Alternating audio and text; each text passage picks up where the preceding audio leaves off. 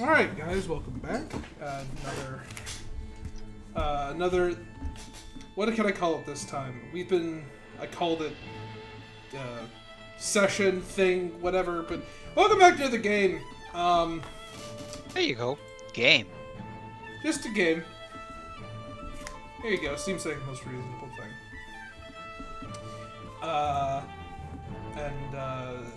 Yeah, who wants to do the recap for the evening? Of the last game. Not of this evening. This evening hasn't happened yet. That would be some future talk.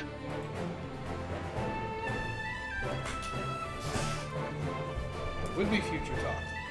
Any Alright, particular So- takers? I suppose I can take it then. Galen's really good at it. You know, I try. I remember some things, not everything, but I try. So, previously on the dunes of Sahltur, we was on the train, finishing up, divvied up all the loot, found out there wasn't a big old pile of gold or a stash of coin or anything like that, but instead just a few platinum bars. So, you know, quite condensed cash, if I'm being honest there. Very easy to carry. So we sneaked that down the train. A little bit of a help from saddlebags on a summoned horse. Get everything back on the wagon. Then I go all big Hulk style. You know, just a girthy, veiny motherfucker. Oh, don't worry about that. Anyway, it's not a tumour. So, detach the train car, and we abscond with Flame Treader. So now we've got 3 gigachillers. It's great. Starting a herd. It's good. Dusty and Myler are getting on in years. They need some young blood. So, detach it. Let's stop to a crawl there, and then we hop down the ramp. Get on the road, so to speak. By the road, I mean the desert. With our ill-gotten gains and all the other storage crates on that open-air cart. Get out there. Meanwhile, Quickfeather is blowing some wind, you know, concealing our tracks until we get far enough away that, you know, if Tall, Dark and Ugly and his little goons on the caboose, if they eventually catch up on the tracks, well, they'll see the cart there, but they won't see where we drove the wagon off to. Start making our way down south, and then eventually we stop for the night. Got a lot of preserves from some of those crates on the train.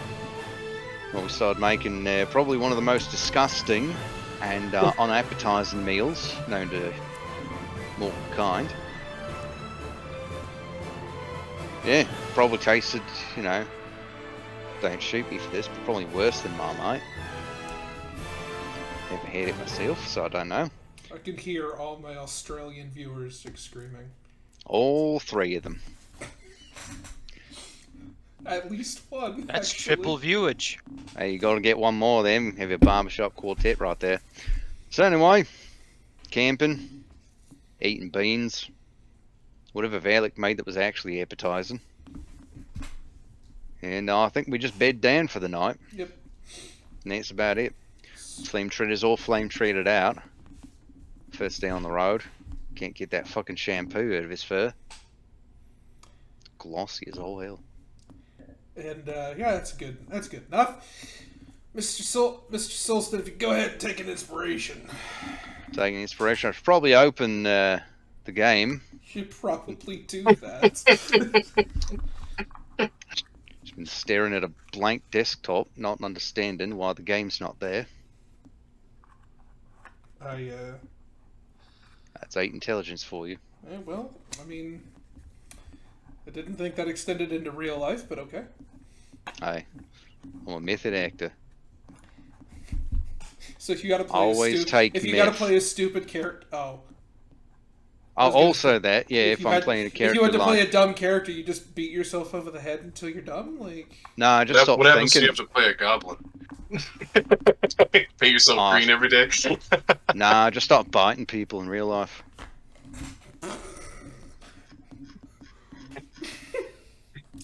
The TJ comes down.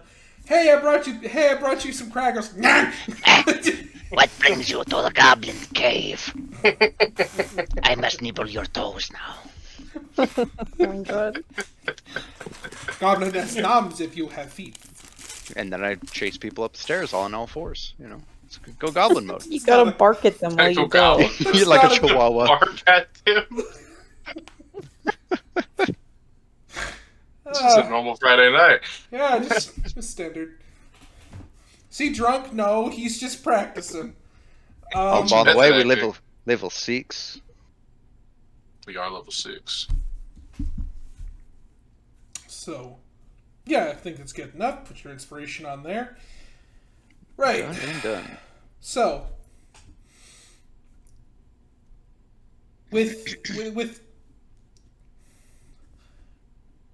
with stomachs full, possibly roiling, depending on what foodstuffs were eaten.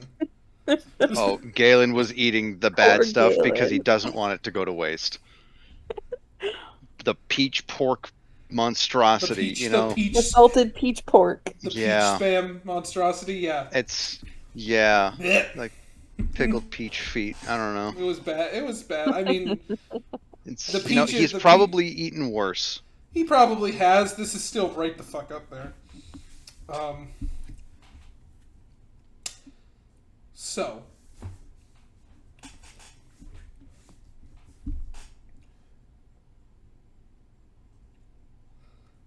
That night, as people are bedding down and beginning to find their points of rest, and people are beginning to,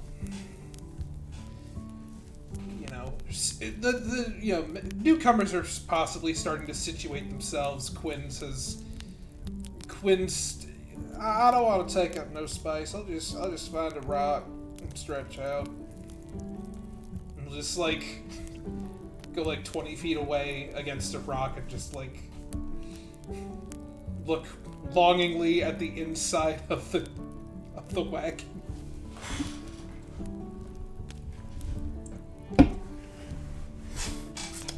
One of you, however, is not immediately asleep.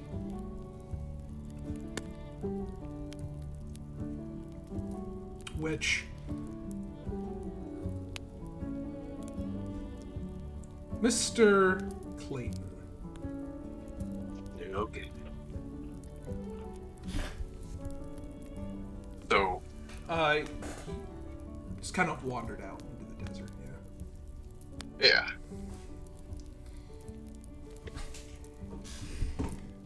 It is away from the fire, away from that campfire, and away from the light.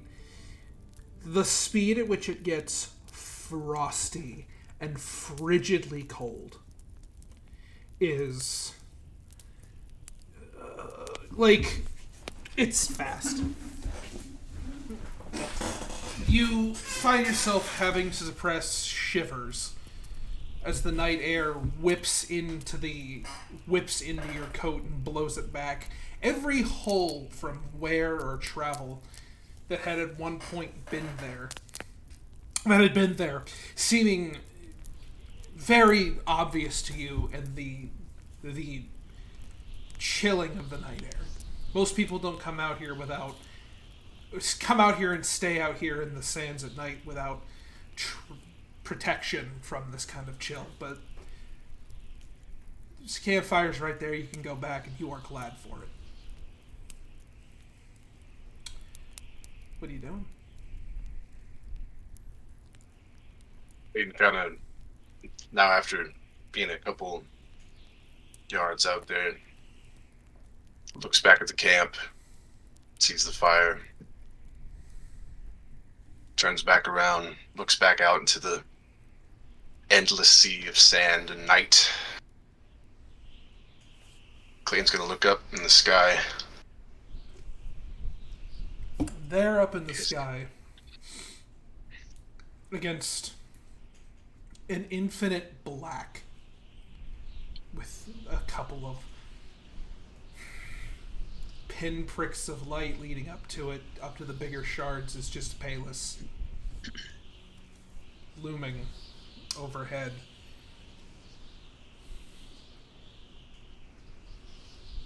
strange. It's strange to see the salt desert so lit by just white. Normally it's a scintillating rainbow of colors, but this is just white. Soft. Clayton's gonna look up. He's gonna put his right hand over his chest. And as he's looking at Palis, he's gonna say under his breath, I haven't forgotten.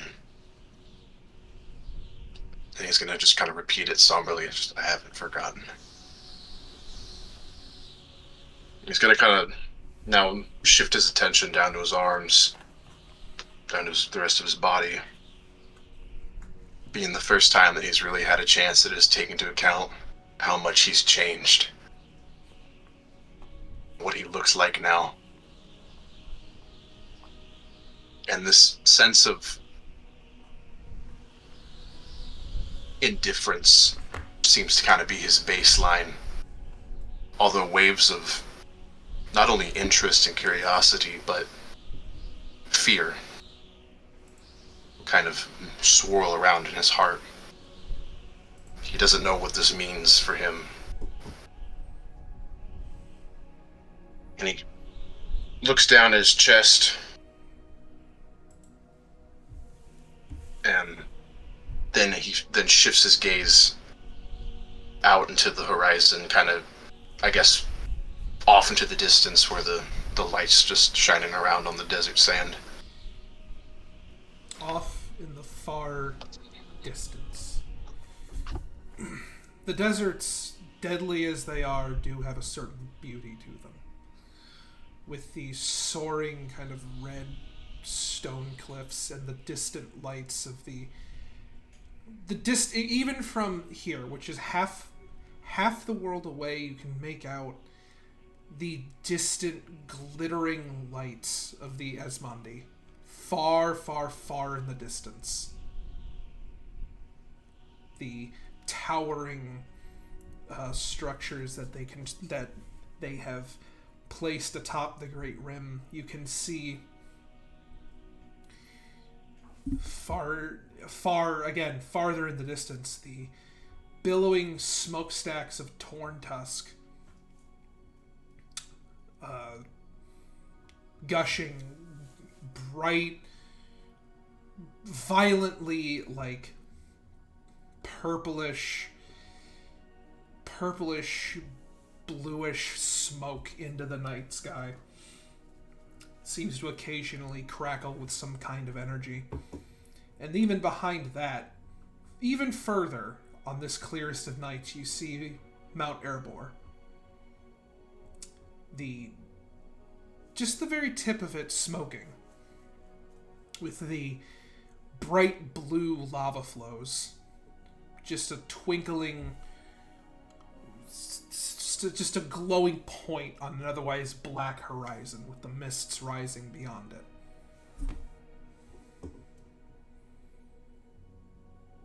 Clayton. Oh, go ahead. No, that's it. Okay. Clayton's gonna shift his view to those cliffs, to that mist. And for the first time in a while,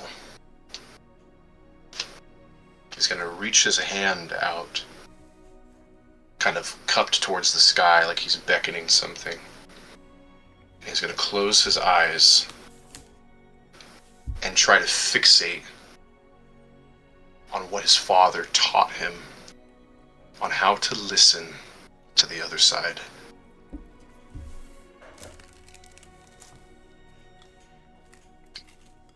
There's,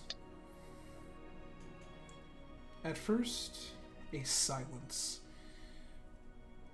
The wind, the only real companion to you here, the kicking of dust against your boots. You sit there alone. 2 minutes, 3 minutes, nothing. just as you're kind of frowning a little bit, it's not a voice that... It isn't really a voice. It's more a jumbled, garbled collection of sounds that were words at some point, but are now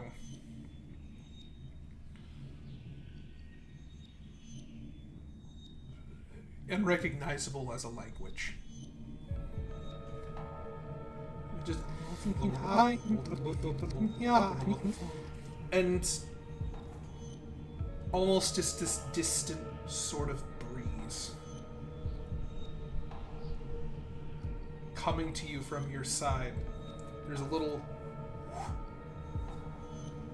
flash of greenish red, kind of like greenish light to your left, and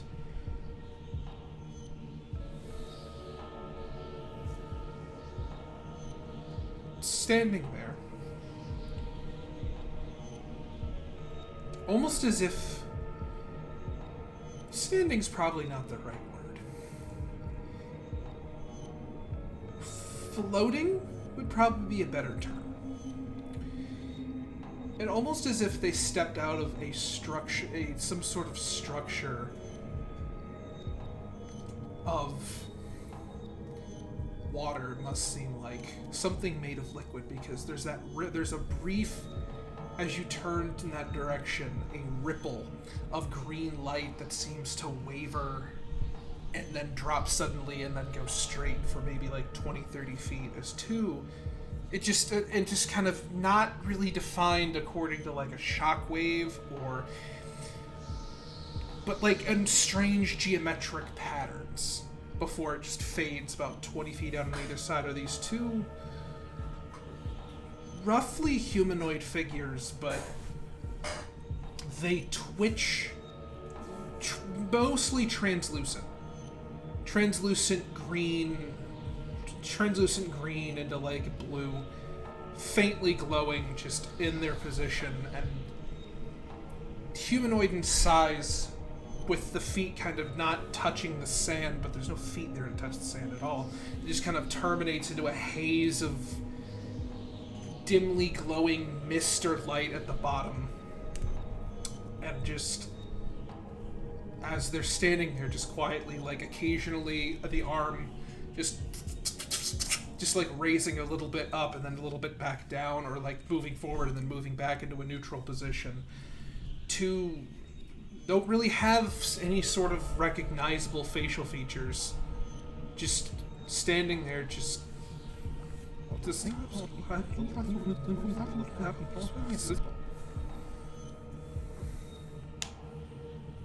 How far are they from me? 10 feet. So they're like right next to me. What feeling am I getting from... Like, is that something you want me just to describe? Or is there like a presence?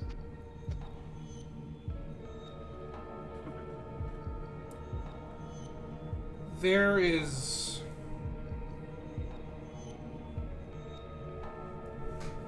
an initial sense of curiosity, a little bit of malice before recognition, and a cautious gladness for the recognition.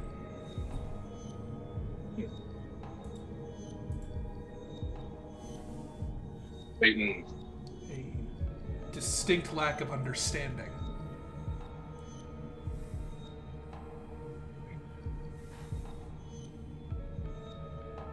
Clayton will look at kind of both of them back and forth, getting that feeling.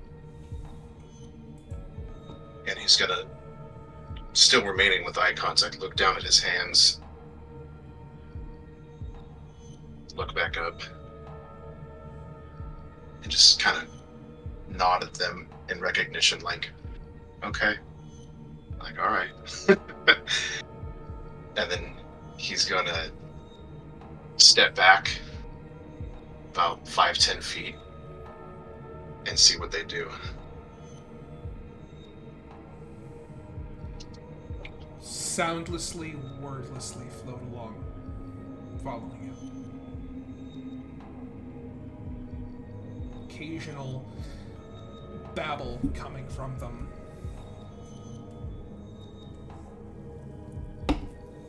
Clayton kind of walks around and just makes sure that this is consistent with what's happening. And then kind of start chuckling himself, like, well, I'll be damned. How about that, Pops? Something new every day. Looks back up at these apparitions. And is there a way that Clayton can try to hone in on what they're saying? Or is it just completely incoherent? On what they're saying? Yeah, like they're speaking in this weird, This jumbled, broken language. Yeah. Is there... It's more like, I mean, go ahead. It's gonna be a. Would it be perception? Is it more like they're just spazzing? Like It's like multiple people, multiple copies of the same person, all talking and saying things at the same time in a crowded room that's fairly large.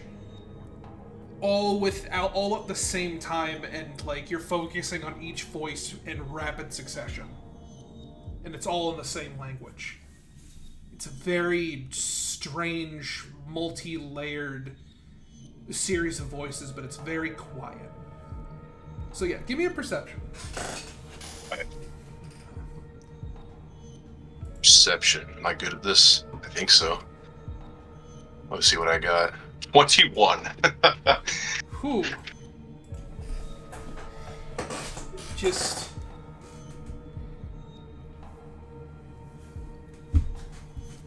And there's just... You start to pick up... They're both male voices, it seems like. One may be a little bit older than the other one, but they both seem to have this... like, thought of... First, we are here, why does it summon us? It matters not, we are summoned. The Lord of the Black summons, the Lord of the Black summons. He summons us, he calls, he summons, he calls us. He calls us forward, we will serve, we will serve. Holy shit. Okay, and I Clayton hears them saying this. Mm-hmm. Clayton looks up at them and says, Lord of the Black. It questions. Why does it question? It must not know. It must know, for it called us. It called us without knowing. How could it not know? He has to know. He must know. It must know. He knows it is the Lord of the Black. The Lord of the Black is summoned us. It speaks.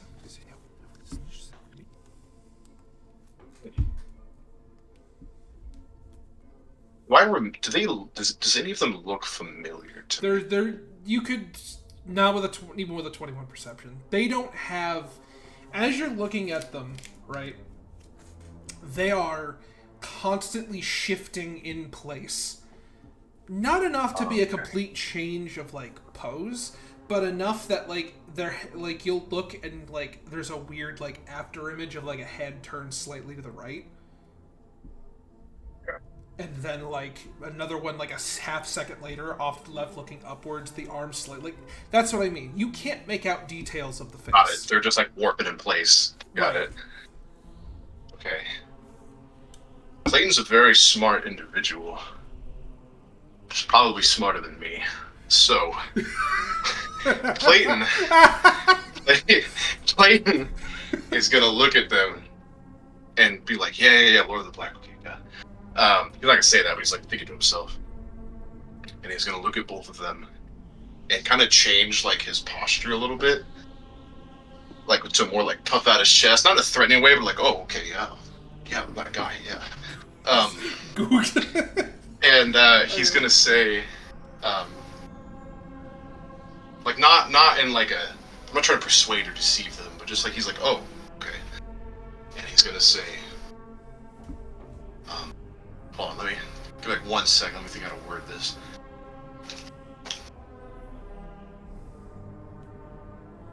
He's gonna look at them. He's gonna say, "Good to know. I will call upon you again when I am in need. For now, go back to your sleep." The Lord is pleased with sir. We have served well here. We may return to the black. Return to the black, we shall return to the black. First return to the black, we well, and just as they like start to fit, like kind of like give like a one-armed like arm across the chest, bow at like almost a 90-degree angle forward.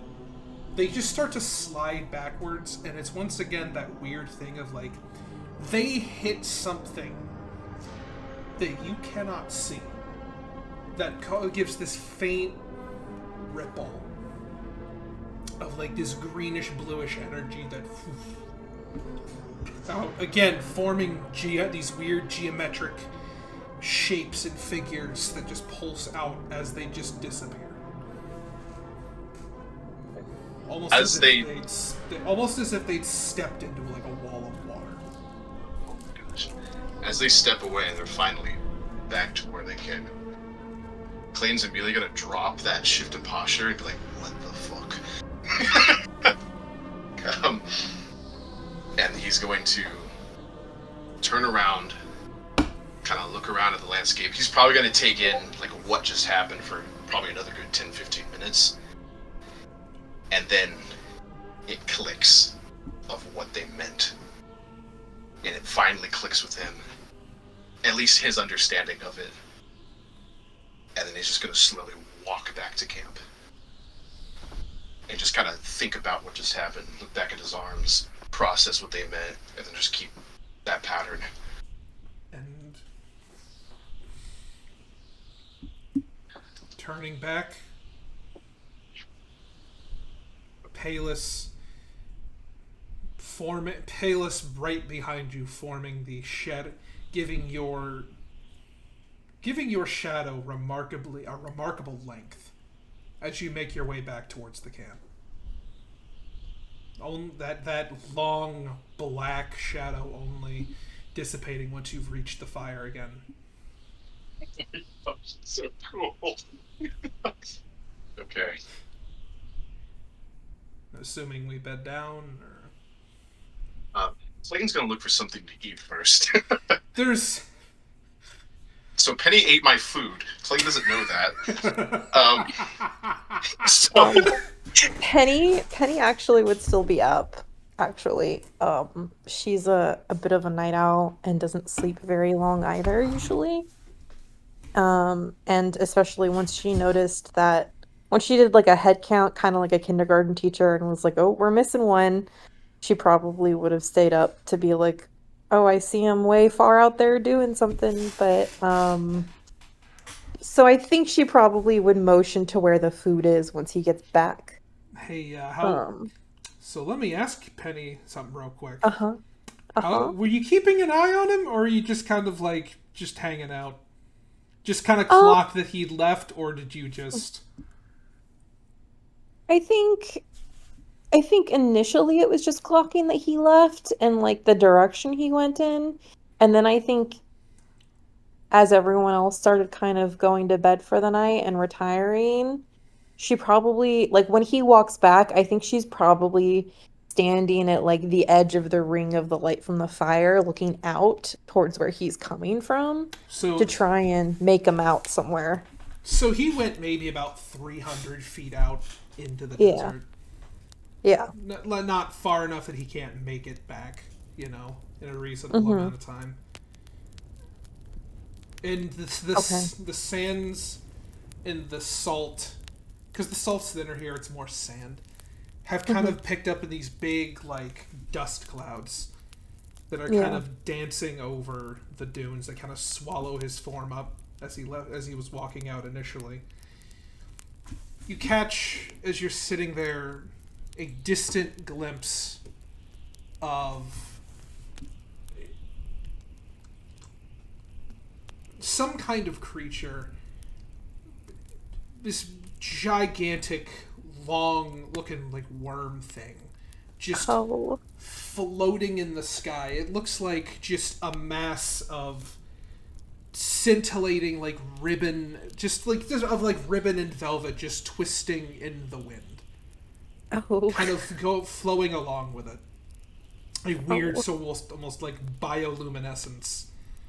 Kind of coloring the whole length of this thing like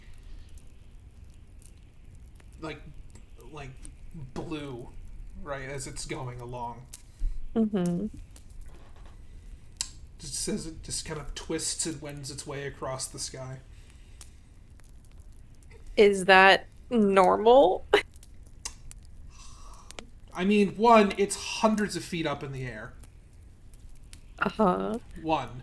But two, you could roll a nature check. Okay, yeah, let me see if this is like, if I'm seeing aliens right now, or if it's like, oh yeah, that's the floating sky night worm, you know? Oh, cowboys versus aliens, yeah. Oh no. It's fucking, you've seen them, you don't know what the fuck they are.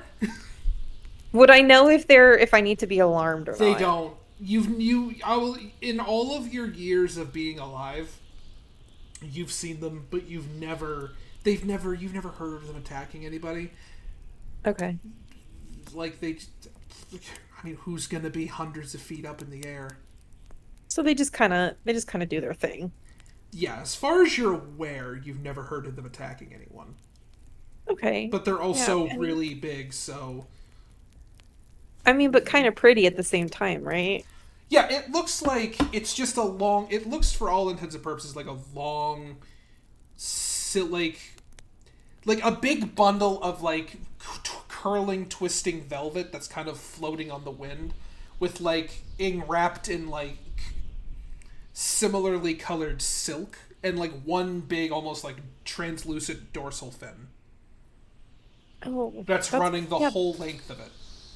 That is pretty. Okay, so I guess she'll just like stand there with like, and the desert gets cold. It gets cold here at night, yeah, right? I mean, you're by a campfire and it's still like, yeah, you're still like fuck. Like, okay, yeah, it's not so she'll unbearable, but so she's just standing there at the edge of the light with like her shawl pulled around her and, you know, a hand on her hat for any breezes that come by. So it doesn't blow away, and just she'll just like watch the creature for a bit, and every once in a while try and see if she can make out it moves. Clay, because he just disappeared into the salt. I'd say about...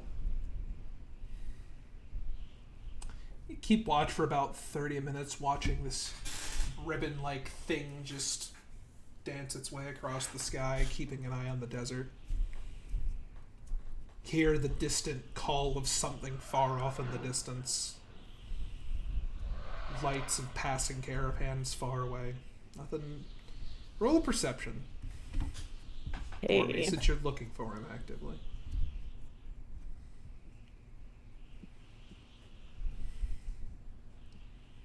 It is not my day. Epic. Yeah, no. It is The not next- my day. Briar. It's almost as this thing is reaching the end, like... It's like reaching the point where you have to kind of start turning your head to follow it, like kind of absent-mindedly. That like you kind of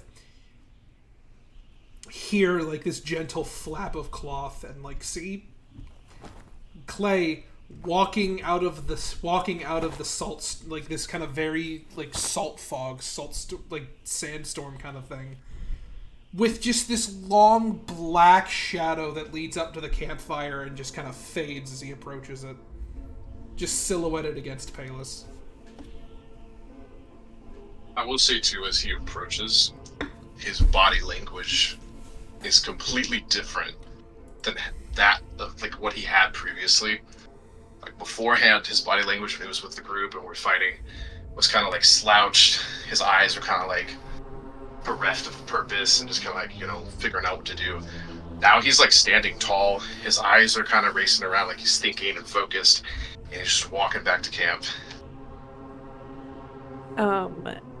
the shadow thing, have I ever seen a shadow do that before? That's not normal, right? Like, do I have any idea? Have I ever seen magic that looks like that, or any sort of context for what I just saw? Roll Arcana, I guess. If you think it's I'm magic. bad at all of these things. That's not so bad. It could be some kind of magic. It could be some kind of magic. Or it could be the way that Palis just is shining on him. Like, it seems to you that if he was doing this on purpose,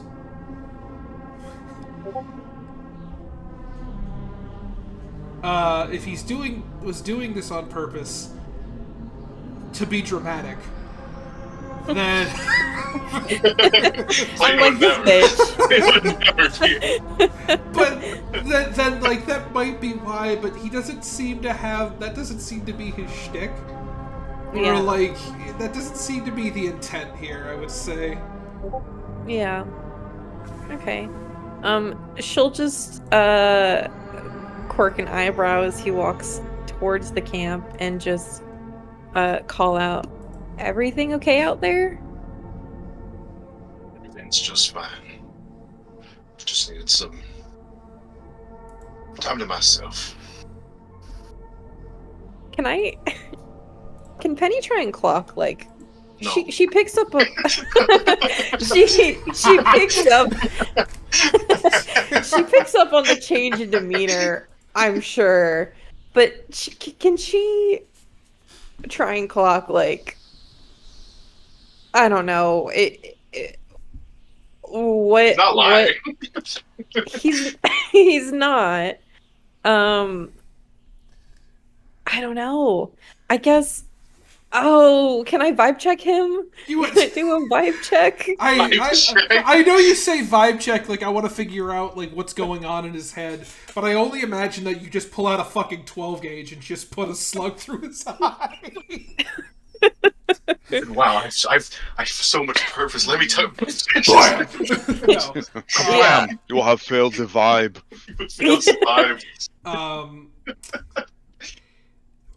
I mean, if you want to get a general sense, go ahead and roll an insight. But anything more specific than that is going to have to be like from him, basically.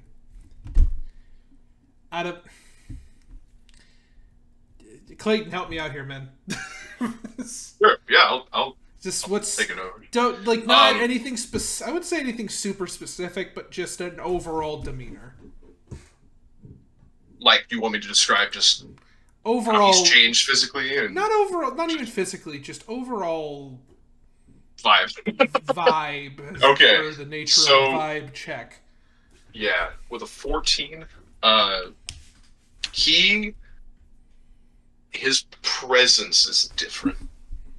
Like, beforehand, when he was in Clayton's in the group, he kind of was just like a wallflower. Not really, like, so not anxiety, but just like he just didn't want to, like, engage. Mm-hmm. But now he feel like when he walks to the camp, like he has presence, Mm-hmm. and his shoulders are not slouched anymore. Like he's standing tall. Even his facial expressions, it looks like he has a rekindling of purpose. And like, he's not smiling, but compared to what his face used to be, of just like this nothing, just kind of like, yep, this is what we do. Now he looks like he's much more like focused, but in an almost happy way. Okay. So completely different. Okay. So what I'm hearing is he definitely went out there and he pooped, and now he feels way Yeah, he better. had a great dump. He was Now like, he wow. feels way better. I can't wait. He's for just a salted brand pork and new peaches. man. 20 pounds later. You just Oh my god! After he gives birth. Oh my gosh, guys. Okay. But yeah, he's comes he's walking different. back in. You just hear. Okay. It's not mine, So- I swear. Okay. So, I stole it, I promise. I stole it. I promise. That's why the dragons. That's why the weird apparition this guy's looking for. Okay, so I get it. I see. Okay. Well, Val made dinner if you're hungry. There's a bit left. Look over to where Valik is, or not Valik. Damn it. Sorry. I'm so used to Nick being the one to type in chat. Just like look over and like Galen just feet up on like a piece of on a stone, just in the pile of sleeping gigachillas. Just Incredible. jacket over the face, tail like twitching a little bit, and it's just there's a couple plates. Hey. Before Clayton goes and grabs food, he looks over Penelope, and he's kind of checks camp like, okay, everyone's asleep, and he looks at Penelope and says, "Hope I didn't keep you up." And I mean, no, we just met. You're a stranger. I wasn't too worried about you. It was more just I tend to stay up later than everyone else, so I'm gonna probably be up for a little bit longer as well. Fair enough. And he's just gonna walk over and get some food. I'm gonna I'll follow him over and like arms crossed, just kind of a couple feet away, giving him his personal space. And she'll just kind of lean against like the side of the wagon where I imagine like the food is kind of like set up at. Yeah, I mean it's yeah, sure. So you were looking for something, those maps that we got. I wanted to ask you, what is it that you're searching for? Clayton's facial expressions immediately tighten up instead of his shoulders. He kind of like slowly looks up to you. Well, I guess you've shown me a lot of kindness. The least I can do is tell you. I'm looking for, well, I guess an old archaeological site. A library, I guess you could say. Out here? In the middle of all this sand and salt? Mm-hmm. That's the thing, though. I don't know where it is. And like Clayton kind of realizes, like, oh yeah, like his face kind of like shifts, looks up to the right, like, you know, when your eyes look up to the right, you're like thinking, and he's like, I haven't really looked at those maps yet. I guess I haven't really had time. I mean, if you're looking for somewhere on the maps, that might be the good first step. Do I know of any like old ancient libraries or anything? Have I heard of anything like that? I doubt it, but just in case, I don't know. So here's how I'm gonna play this, right? Uh-huh. If you have a reasonable ability to know these things, and you feel you do, and it's not like within your immediate skill set, make a case. But otherwise, I'm not going to give you a history check for this because you wouldn't. That's fair. Unless you can make a case for how you wouldn't have an idea. Well, my only thing is like I don't know. I also didn't describe. I don't know if there's like I don't know if we're like near where she grew up. If there's any like old ruins or anything that like. I don't know, maybe all the kids are like, oh, they're haunted, and like, I bet you won't go in there and touch the haunted statue or anything. Like, I don't know if there was nothing near where she grew up she might know about. I mean... If not, it's fine. Yeah, I'm just asking. You can find Urbai ruins all over. It's probably what he would be implying. But, like, most of them are just big pieces of, like, white stone. Okay.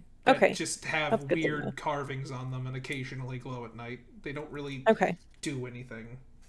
Okay. Yeah, see, this is more of Briar wanting to know about what my character would know about the world. That's okay. That's okay. Yeah, a couple of the kids... I have a question. Yeah. White stone and they glow at night, are they what glow-in-the-dark stickers are made of? Yeah. Would people have made glow-in-the-dark stickers from pieces of Urbai ruins? So here's the thing with Urbai ruins, is that it's very hard to damage them. They're sturdy. They're very Skilled sticker makers. They're very okay. Yeah. They're very difficult to damage, and I'll say this because you know that where you're from. A lot of that shit had to get cleared the fuck out. So, you know that it took months to make ingress into some of those older ruins. In the end, a lot of times what places will do is they'll just build around them. They'll just incorporate the ruins into their existing structures, or just go like somewhere else unless something's really valuable there. Because they're a bitch to move, and just when you think you've gotten to the end of them, you find more. So, just so the awareness is, they are incredibly difficult to get rid of. People have done it. Not many. Interesting. Okay. Okay, nice to know. Good to know. Good to know. So yeah, I mean, I take a look at the maps if you want. I can look at them with you. It seems like you're not too familiar with the area, but there's plenty of old ruins and all sorts of herbish stuff left behind. But I don't really, unfortunately, personally know much about any library anywhere. It's all right. I didn't think you would, but I appreciate the help. Now that you've asked something about me, and Clayton kind of looks down to your pistols. Mm-hmm. I've never seen anything like that before. What's the Pretty, story? aren't they? Oh, well, family heirlooms. Right. Okay. Clayton looks at you and he's just like, okay. Goes back to his food. Finishes picking it up. Let me ask you something. Do you want to attempt an insight here? Because that seems like what you're angling for. I feel the only reason I didn't ask is I feel like Clayton would just not believe her. even if she was telling the truth, I feel like he'd be like, okay. Okay, so roll the goddamn insight. You want me to roll it? Okay, roll okay. The insight, roll the insight. Oh, I'm not good at this. 6! Oh wait, I have inspiration. Is that a reroll? How does that work? Do you wanna burn inspiration on this? I mean, Do it. I might Do it, Trent. Do it. God. No, something's important's gonna happen later on. I'm gonna really be sad that I don't have. You're gonna have a real important death No, save, and then you just won't have the inspiration. They're there for the inspiration's there to be used. I'm just busting you balls. You know what? I'm Do a it. man of lore. I'm a man of story time. Once you get some stupid answer and be like, it's not worth it, I'm doing it. I'm gonna burn it. Yeah, go ahead and roll that. Come on, fat nat 20. Let's see it. You know what? 16's way better. Yeah.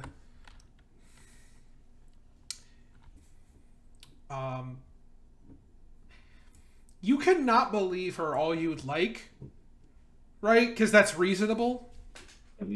But, I mean, there doesn't seem to be anything immediately wrong with that statement. Family heirlooms. They're pretty enough to be family heirlooms. Okay. Okay. Hey, Dad. Totally what I was going for. Totally not Of Donkey course. Kong 64. Oh, fair enough. Okay. My bad. Clayton kind of, after hearing this, takes a minute, takes a couple bites of food, whatever he's eating. Did you go? That depends. Valik, did you leave any of the good stuff, or? I would have suggested he go to Valik, to Valik's food, the leftovers from that. I was going to say, he has no idea what to eat, so he's going to grab something. So unless Penelope told him Roll not a to... D100. Net it up. Roll a D100. Oh no. Pickled peach. I mean, Pickled peach. before we roll, may I make a statement? Yes. From my character's background and where he's from, would he be able to tell the difference between what's food and what's not food? The thing is, they both look like food. Oh no. they both look like food. But they don't. Okay, Penny smell like would have walked. I think Penny Nope. would have. Well, Penny walked over with him, and if he had started to reach for what Penny cooked, she would have been like, "Oh no, darling, don't eat that. Have some of this one," Oh, and would have stopped him. Penny's Penny being, would have Penny's being saved him. nice. Oh. Penny is nice. Penny would Are have you stopped gonna him. play off like Valik's food is the one that you ate? Is that what you're doing? I'm gonna say no. I'm gonna say no. She's just gonna say no, darling. Don't eat that. That's Yeah. bad. Yeah, Trust like, me. You start like not. I'll say that like you probably salted beach pork. There's probably a way to do that.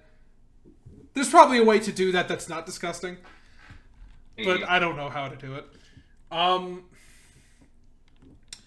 Yeah, I mean, in short order, you know. She directs you towards, not that it's a little colder now, but like, it's like basically like a warm like peach dish. It's not, for what she got, it's not bad. You're good. Oh, I didn't make it. It was all Valik. You don't. If you're eating something that I made, I'm sorry. You don't. I'm not. I wasn't born for the kitchen, my mama used to say. So. I'll make sure to thank him tomorrow morning. Yes, he's a much better cook than I am, thankfully. I do have one more question though. Just it's been on my mind. Okay. Have at it. About the pistols.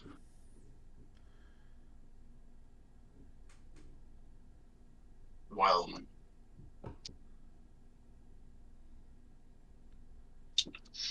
we'll talk about it later.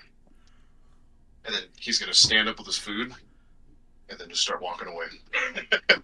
Like where? Where's he walking? Where? Over to where he's gonna go sleep. Okay. You find a place to set up a sleeping bag.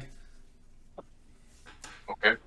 I'm gonna ritually cast, as we've now canonically said, Lemon's tiny hut. Lemon's tiny house. Lemon's tiny hut. That was a joke from like session 1, I think. I called it Lemons, and we're like, "Yep, it's canon." Yep. So you It's like a little yellow dome. no. Hold on, I got this. No, So, please don't make it a lemon. Please don't. Oh, Please you- don't do that. No. Too late. Too late, boy. Citrus It was right a down. It was a prank. Wait, Trent, do you have Gift of Gab? The spell? That doesn't work on the DM. Okay, well I guess you're out of luck then. Can you cast it in real life? Yeah. Dude, if you could cast that in real life, Yeah, you kind of like to kind of display what's going on. He walks maybe like 20 feet away to where walks not even 20 feet, maybe like 10 feet away behind a rock, behind where you can see that Quinn's is still up, like reading a book and like squinting real close at it before he like pulls it back away and then just like turns the page, does that again. You see kind of like walks just past where Quinn's is, and Quinn's just and then like behind that rock there's just a giant energy lemon. oh, An energy lemon. Incredible. There are Like a some, semi-translucent polygon. I've never felt so proud of my character and then immediately humiliated in a span of 10 I'm minutes. sorry. It's hilarious. No, it's funny. It's It's just like, and I the say- weirdest ride. It's like this yellow, faintly glowing solid yellow, like swirling energy dome, but it has like a little cone on the cap of it. That and like weird little dimples like in it where you can see the salts are hitting it that you swear to shit. It looks like a glowing energy lemon. Penny just stands there and is like, huh, that's not the color I expected from him. Cause he seems like a pretty dour fella. I didn't expect a lemon-shaped hut from him. Quinn's just kind of like looks over. Looks at it. Oh good, it glows. He like moves up, sits next to it, and just uses the light from it to go back to reading. Clayton sits there and he's like casting this for the first time, and he's like looking at his spell book, and he just mutters under his breath, "I think I was sold the wrong spell."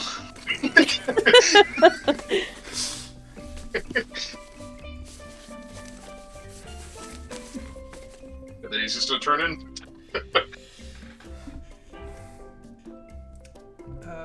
It's only so after he turns in, Quinn's eventually, because he's leaning against the hut, just kind of with his back to it, reading this like book,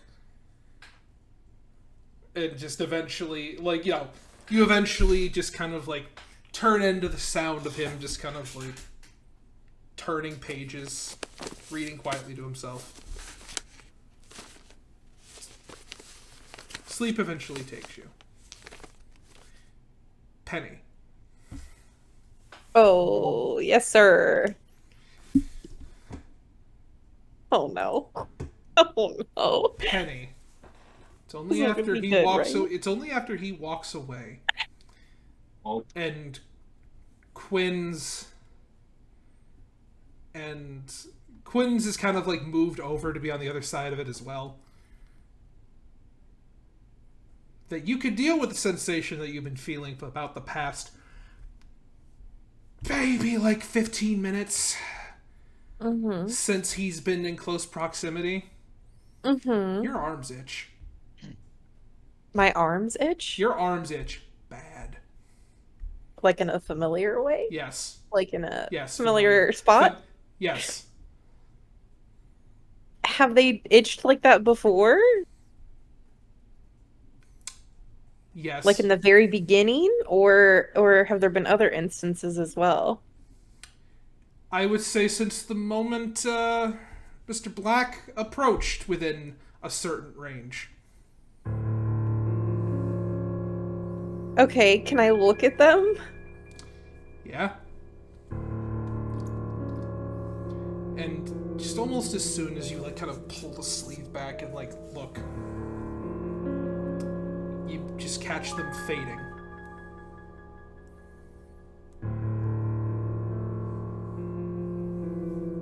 Okay.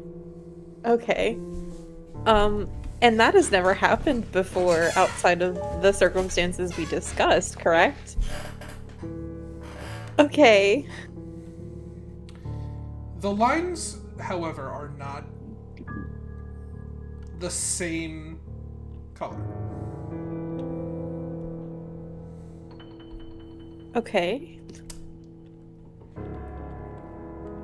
They are a very, very dark purplish, almost black. Oh my gosh. Okay. Penny's gonna honestly, she does have like a little baby case of insomnia.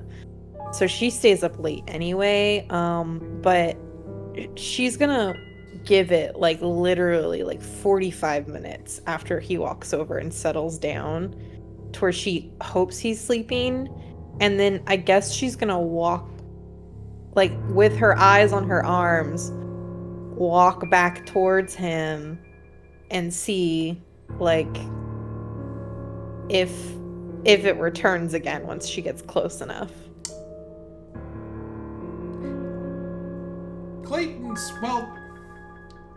Clayton's also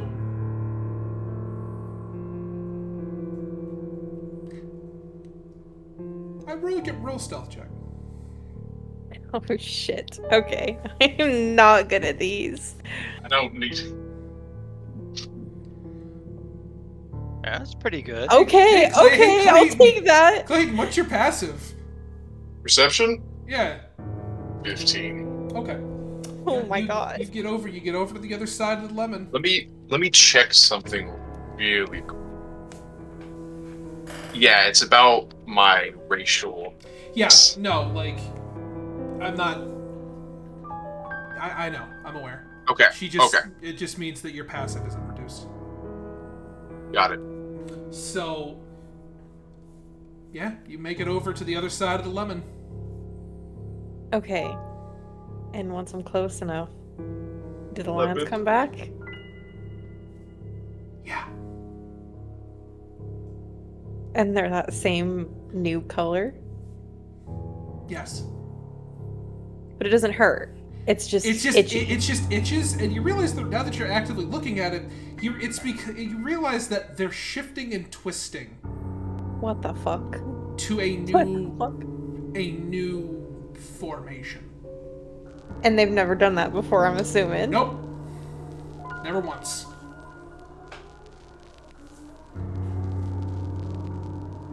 Okay, that's scary. Can I do Session. you know those personal vibe checks we talked about? Can I do a quick internal inventory and see, like, am I having any kind of fear or panic or general emotional discomfort besides my own personal emotional discomfort at this? Just give me a quick wisdom check. Okay. I'm also not very good at this. Well, stop trying to do things you're bad at. Okay. You're able to separate the two sets of emotions.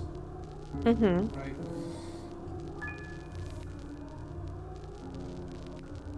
There's yours, which is like, what the fuck, what the fuck, what the fuck, what the fuck, what the fuck. Which you can kind of then push aside and go, okay, this other thing.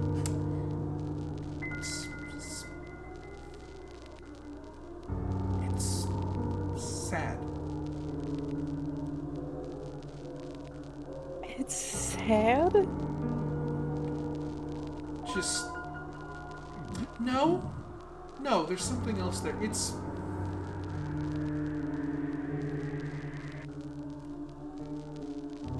bittersweet. Like, there's a deep, deep sadness here. I don't think. But I mean, what I have felt. There's also a certain small joy. Would I have felt sad from this before? Like, I don't know how often I would have felt sad from this. Almost never. This is wild. It's out of character. This is something weird is happening. Okay. Okay, fuck. Oh god, Penny is just like... I wonder how far I could get into the desert before I die of starvation and dehydration. Okay, I don't think I have anything I can do. This is freaking her out. I think she's just gonna, she's gonna button up. First of all, she's gonna move back just to the edge of where things start to shift and change again, like away from him. Mm-hmm. She's gonna run to her bag first of all and get her she's a little journal she carries with her. She's gonna grab that and then run back to the edge and then try and copy down the new shapes that they're in into her notebook. Yep, not a problem. And then after she does that, she's gonna roll her sleeves back down and keep them rolled down, and she's gonna, I think she might be up for a couple hours after that, honestly. And she'll just kind of go to the opposite side of where Clay is, like as far away from him as she can get while still in camp. And feel the love. And it was either that or she was gonna kick him awake. So I think that leaving him to sleep is probably the nicer option. And yeah, she'll settle down and just like I think she'll like quote unquote settle down for bed, but I think she's gonna lay there for a long time. Staring up at either the inside of the wagon or literally just like what the fuck is going on? Who the fuck is this guy? Hey Theo. Yep. Where are you during all that? Because I know you're an elf, so you don't necessarily sleep. It's more just like trance. Just so I know. He's probably still parked on the back of the cart. Like after the meal and thing, he went back up and just parked on the roof of the cart. Okay. So eyes are probably closed, so you can't see. What's your passive perception? 13. Okay. Cool. I'd say you clocked a little bit of this conversation, but you're also kind of fighting the wind. So, and also you're trying to get some quote-unquote shut-eye, so the priorities are different here. So, you're still on, like, the back of the wagon, but, yeah. Okay, just wanted to make sure that we had, how things work. Cool. All right. Just real quick, I'm just curious. When Penelope came in that proximity and whatever the hell her weird tattoo things are doing, did that affect me at all while I was in my area? You have, I would say, a moment of discomfort. Discomfort. But beyond that, not really. Like, oh, my stomach hurts. That food. What the heck? It's more just it's you could get it confused for you could be getting digestion. You honestly could. He's got heartburn. Can I make a wisdom? No, he's sleeping. Go ahead. Well, you're not. Oh, actually, no. Yeah, roll an insight, I would guess. I really need to be better at this. 17. Ask me, you shall receive. It's initially you're kind of like, ooh, maybe those peaches were bad in the can, but then like but you're lying to yourself, and you're not. You're lying to yourself. It's a very familiar feeling of like your stomach dropping into your IBD. When you say familiar, I said, are we talking familiar? It's the sense of it is that little tingle of fear. I felt this for a moment, but then like you briefly come out of trance and have a look around and like have like crack an eye and like you just see back of Quinn's.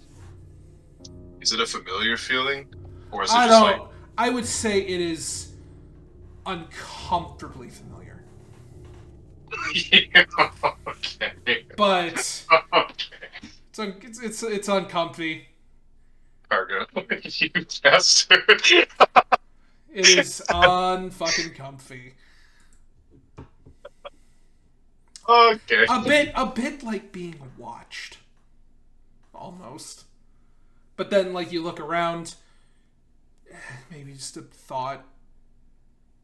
Maybe just like a passing thought. Your equivalent of dreaming. Quinn's is still reading his book. The lemon light. From the lemon light. Reading his book by the light of the lemon. I hate it and love it at the same time. I'm unacceptable. I now know the name of this episode, and it's reading books by the light of the lemon. Okay. It's by the light of the lemon. I love it. If someone's gonna get fan art, this is it. I can't wait until we do the thing where everyone piles into the fortress to. Can I become a cleric of the lemon and bless you by saying what in the light of the lemon? We're not in Calorum. I'm not Brendan Lee Mulligan. No. No. The new title of the episode. Guide your path. The new title of the Oh, episode, God. The Cult of the Lemon. Oh my god. Fucking Clayton had been a warlock. I don't cast cure wounds. I That's cast so out of lemon character. aid. That's so out of character for Clayton. It's so Lemon funny. That's what Penny was saying. She's like, I did not expect that color from him. To be fair, neither did he. He's like, oh, it's the first time he's cast the spell. He's like, I'm gonna give it a bunk spell. I thought this was Demon's tiny hut. Fucking cursive. Oh, I'm so glad that people have senses of humor. But anyway, Penny returns to your position in the wagon, presumably. Yeah, she also is gonna spend that time she's lying there, heart racing, to kind of just ponder to the universe and anything that might be listening in that their universe. What the fuck is going on? Just put it out there is a little message. So, as per the usual, Silence. as per the usual, when you ask the universe questions, it is not obligated to answer you back. Oh, absolutely not. Okay. So, you all awaken. Eventually. Or at the minimum, rest. But the day is yours. I'm gonna fly up and scout real quick. Penny's gonna help with breakfast, and she's gonna just get a can of peaches for everyone and not actually cook anything because she's learned her lesson. Galen's gonna eat more of the gross peach pork because now it's gotta get sat out eaten. overnight. What? And the heat. No, Galen. Galen, please. It was put away. It was gjarred up and portioned, and In our Galen's gonna eat it for. Galen's in gonna our eat it. fridge. It's they're in jar. Galen's eating it until it's done. Oh no. Galen, you know a ray of frost, right? Just keep that up. I do actually, yeah. So Just we keep would that- actually have an ice box. Just keep that up every couple Bro, seconds. we're rich. We've got an icebox. That's more than most people will ever have. At least a frosty interior box. That's You can, yeah, sure. So you get out your cold spam patty, cooked spam patty over peaches. It's not going to enjoy it, but that's his meal for however many days worth of portions there are. While they're eating, Clayton's just gonna open up that bag that they got from the train and look through his maps. That's gonna be fun. Oh, is it? Oh, it's gonna be a lot of fun. Okay. A lot. For you? Oh no. Alright, so you get out these maps, right? And a lot of these, so some of these you had already seen. You're familiar with some of them. And you've already been to those sites over the course of like the last month or so. Right? A lot of these are just... They're not accessible. They're not accessible because they're buried under the sands or the salts, or they're just... Or in the case of a couple of them, the Urbish don't let people there. It's like, at all. At these sites. At those sites. Like, to those, they're like, no, this is a holy site, you need to leave. Okay.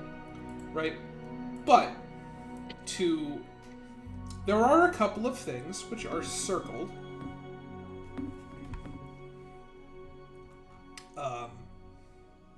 Around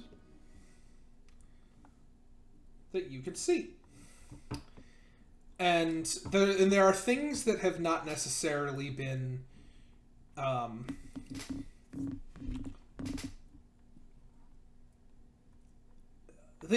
like these are sites that have not yet been looked into, but from everything that you know that these aren't anything you know appears on any books, as far as you're aware. And I'm putting them on the map now. So, just reiterating, he knows of certain places that aren't on the map because of his background. Is that what? Am I misunderstanding?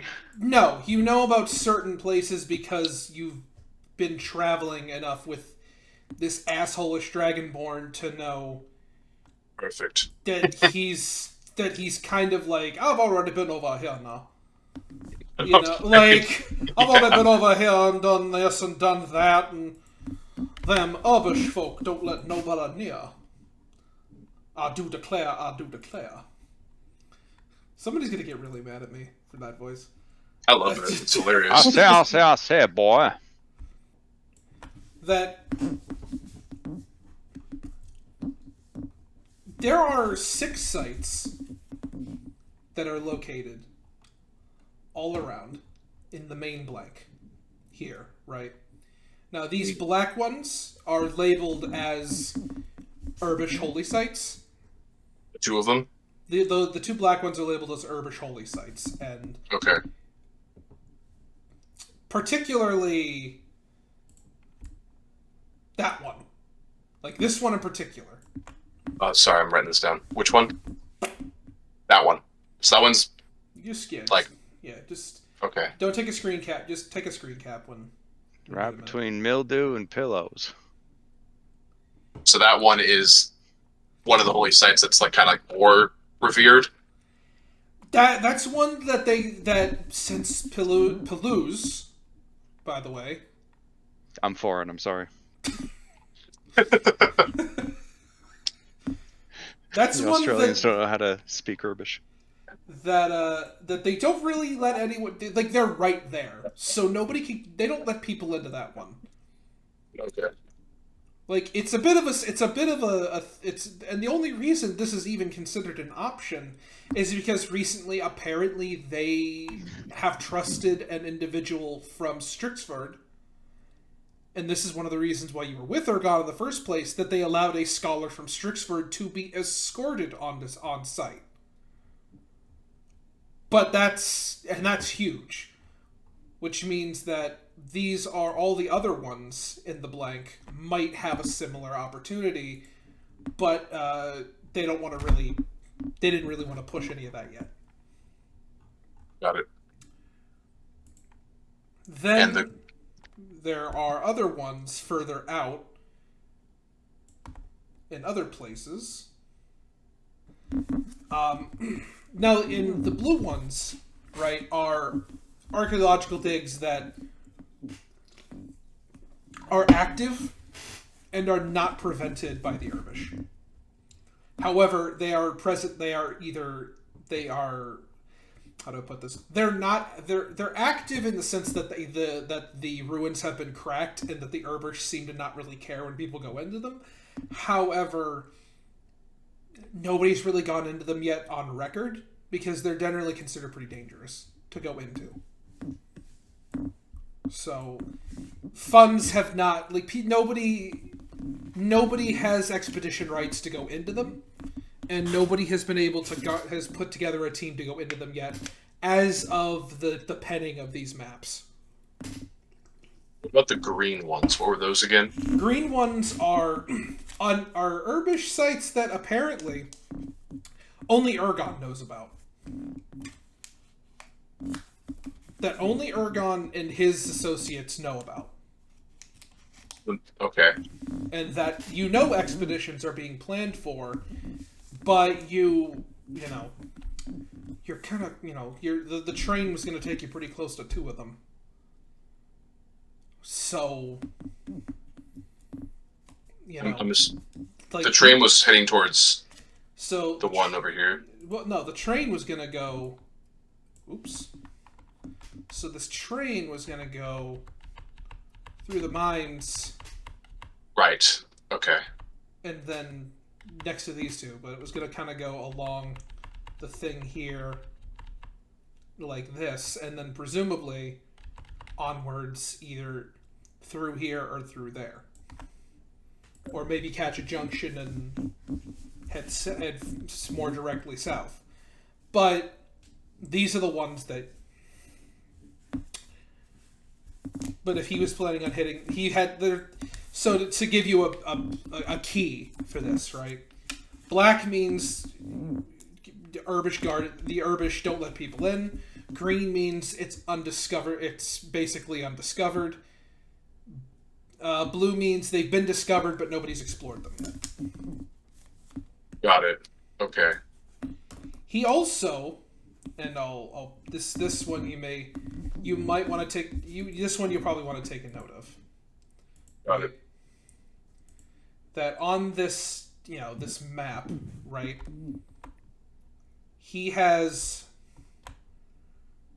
Ergon has gone over and circled these. Like just a big circle like that? It's just a circle between those.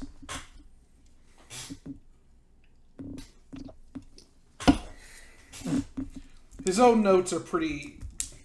From the notes you've also captured from his bag, aside from, information about some of his more private finances, and about his various business dealings down in Torn Tusk, as also he owns a successful weapons manufacturing company.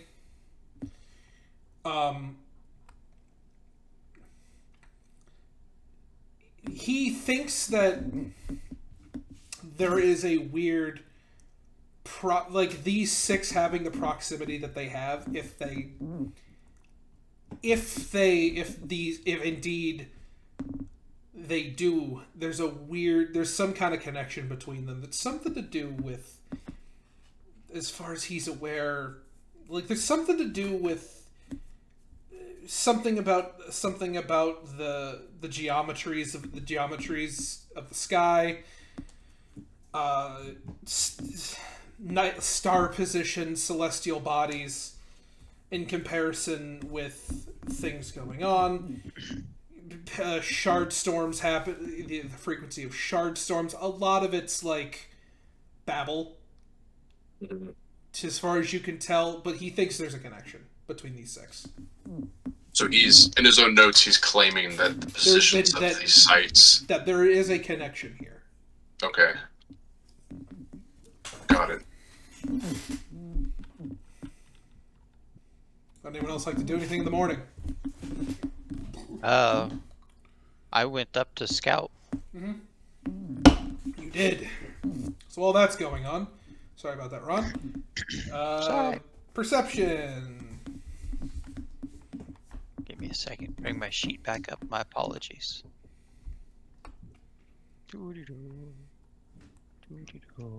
Where is it? Under P. Whoa! It is a remarkable, clear, crystal clear day. And since you're getting up, it's a very unique position for you, where the way that the suns rise in the morning, it is possible for you being the way you are to race the suns upwards and reasonably beat them. Well, that would be fun. So, getting above them, it's interesting because you also get the other lights, the light from the other three as well, kind of in that light filter, kind of gives you a remarkably clear view of the way that the sands look. Mm-hmm. As far as anything pursuing you, you kind of look towards the track before it really starts to cook, right? Right. It looks like there's some kind of congregation of way far off in the distance, right? Literally almost 100 miles away, in the very far distance, you can see there are like it like even with like a natural 20, it's hard to pick it out, but it's like there's like you kind of can make out the point where you probably would have left that wagon or would have left the last car. And there's like it looks like buildings that have been brought up around it. Way far in the distance. But then you kind of logic out, no, those are probably tents. Right.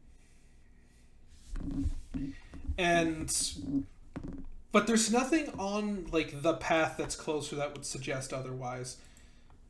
You get, again, a view of the first few, you get kind of looking down, you get, the first view of the first,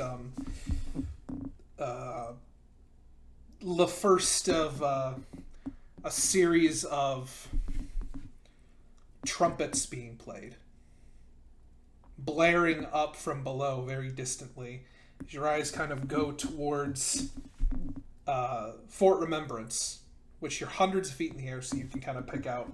Around Fort Remembrance, there are small little, almost look like toy houses and roads, and a big bridge that leads over a gorge that's kind of been carved in the earth that leads towards it, that has even smaller little wooden, they look to you like little wooden buttons that have been pushed into the earth as doors underneath that bridge.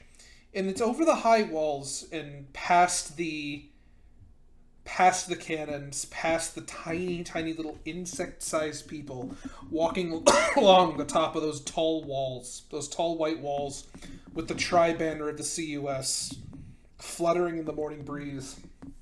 You can see there are bright like blue and green roofed buildings on the inside with a number of smokestacks and like an inner court, a big inner courtyard with like a keep, it almost looks like. And there in the center, there is a large congregation of people.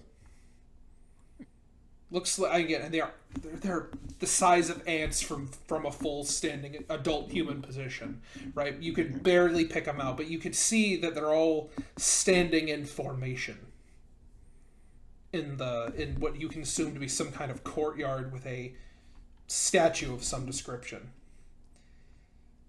And as you hear like the distant trumpets blaring, you hear the very, very distant but unmistakable sound of gunfire from that capital.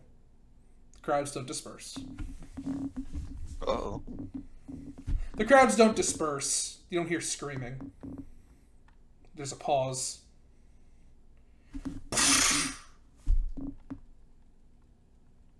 Another pause.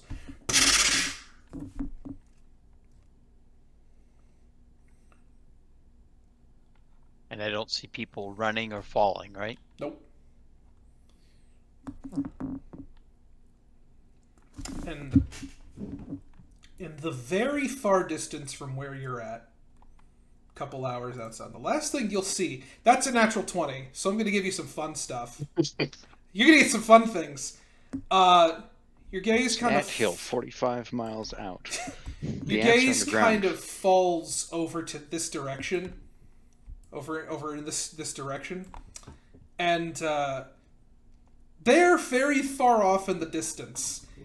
It's about a person... It's something that, to your perspective from this high up, is about the size of what a human would look like about 100 feet away from where you would just be standing.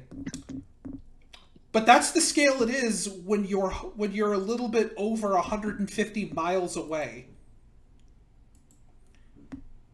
So you spot like that has to be a giant, just kind of striding across the sands somewhere over in this direction. Boy. Is he walking in our general direction? No. She, kind of hard to tell, is just kind of moving, is kind of like a little bit, I would guess, but like she's like they're starting to make a turn. You know what I mean? To start heading more southwards. Okay. They, huh? Can't tell. Oh, you just said they. It's one. Solitary. Okay. It's a Megazord. Because Just seemingly dragging something behind it as it's going. well, I don't mind flying a little closer. Yeah, that's like over 100 miles away. If you want to fly a little closer, you're gonna be gone a minute.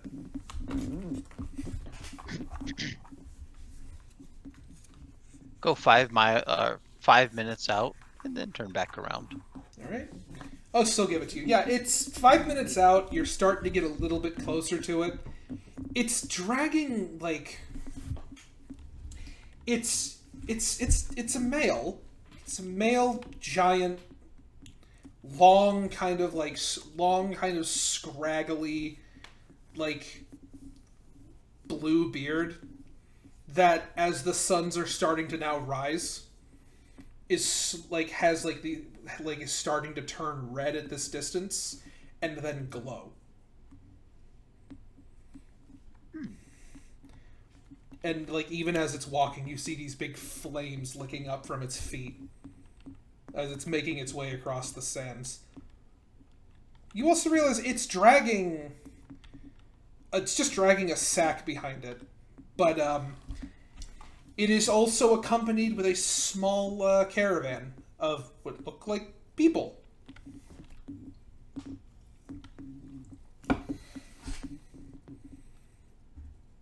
Judging by the colors, you'd say Asmandi. Okay. That's enough scouting. I'll come back down and explain to everybody what I have seen and ask, are you familiar with anything of that nature? I've never seen anything like that before. Like you say, it's a bunch of people traveling with a giant. Yeah. Zumandi? The Asmandi. Asmandi. Sorry. I mean, it might be them. Might be the folk.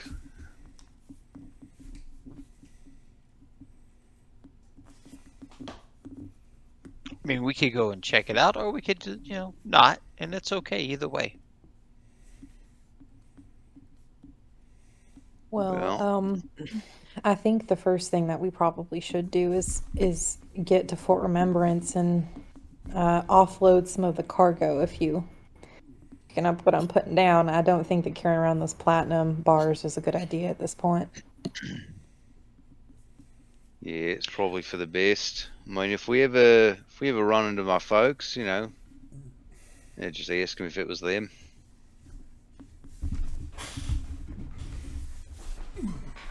Well, whatever you guys think best. You know your land better than I do. So, do we all want to keep on towards Fort Remembrance then? Sounds fine with me. I'm good with that. It's not even. Why not? Yeah, it's about an hour. You're about an hour and a half out. All right. Well, come on, flame Well, the traitor. shooting is disconcerting.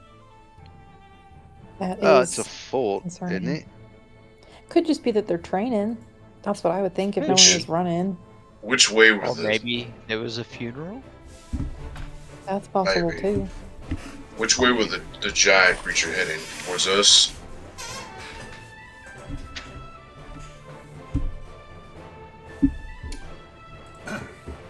South. So not South. towards you. It's kind of heading in your direction, but not with any kind of speed. Okay. Okay, well, I'll start packing things up and getting us all ready to head out. Yeah, so, I mean, it's not inside of, 20 to 30 minutes. The fire has kind of burned itself out overnight. There's not really a chance of it catching anything else on fire, since all there is salt. it's, Yeah. You do a quick look around. Quinn's is already up. Quinn's is kind of already up and moving around. Having coming back from a run, just like, oh, we're leaving already? Yeah, we're heading out. It's we're not It's too far time. out. Yeah, so it shouldn't be too bad of a ride. I think you'll survive, right? Oh, it's fine. I'm fine. Just having a run. Well, why don't you take a nap in the wagon while we go? I slept That way- fine. I slept fine. I'm all right. Okay, whatever you say.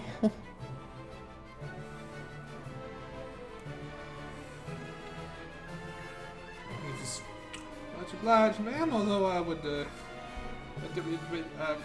never mind. And he just he was about to say something that he thought was like clever, and then this never mind. And he just gets back up on top of the wagon. Pulls a rifle out and just sits off the edge, just kind of kicking his feet.